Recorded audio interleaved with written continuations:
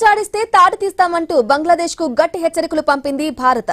బంగ్లాదేశ్ కు చెందిన ఓ నాయకుడు హస్నత్ అబ్దుల్లా భారత్ ను ఉద్దేశించి వివాదాస్పద వ్యాఖ్యలు చేశాడు. బంగ్లాదేశ్ ను అస్థిరపరచాలని చూస్తే భారత ఈశాన్య రాష్ట్రాలను ముట్టడిస్తామని కామెంట్ చేశాడు. ఇక దీనిపై మన దేశం ఘాటుగా స్పందించింది.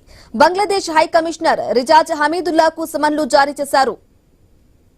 ఇక నిజానికి ఢాకాలో విద్యార్థుల తిరుగుబాటు తర్వాత నాటి ప్రధానమంత్రి షేక్ హసీనా భారత్ కు వచ్చారు. రహస్య ప్రాంతంలో తలదాచుకుంటున్నారు. అప్పటి నుంచి రెండు దేశాల మధ్య సంబంధాలు దెబ్బతిన్నాయనే చెప్పాలి. ఇక బంగ్లాదేశ్ చైనాకు పాకిస్తాన్ కు దగ్గరయ్యే ప్రయత్నాలు చేస్తోంది. అన్ని పరిణామాలను భారత్ నిశితంగా పరిశీలిస్తోంది. ఈశాన్య రాష్ట్రాలను ముట్టడి చేస్తామని హస్నత్ అబ్దుల్లా కామెంట్ చేయడాన్ని సీరియస్ గా తీసుకుంది.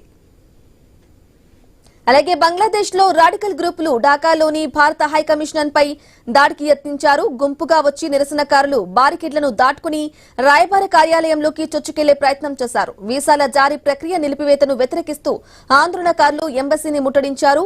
గత కొన్ని రోజులుగా భారత రాయబార కార్యాలయానికి ఆ దేశంలోని పలువురు నాయకుల నుంచి బెదిరింపులు వస్తున్నాయి. ఇక మహమ్మద్ యూనస్ తాత్కాలిక ప్రభుత్వం బెదిరింపులు వస్తున్నా చర్యలు తీసుకోకపోవడంపై భారత విదేశాంగ శాఖ ఆందోళన వ్యక్తం చేసింది.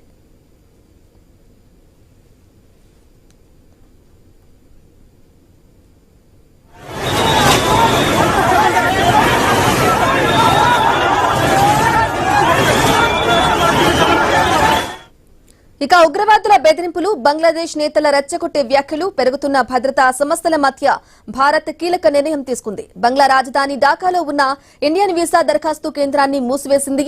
భద్రతా పరిస్థితుల దృష్ట్యా కార్యకలాపాలను నిలిపివేసింది. షెడ్యూల్ అయిన అన్ని అపాయింట్మెంట్లను తర్వాత తేదీకి తిరిగి షెడ్యూల్ చేస్తామని ఒక ప్రకటనలో తెలిపింది.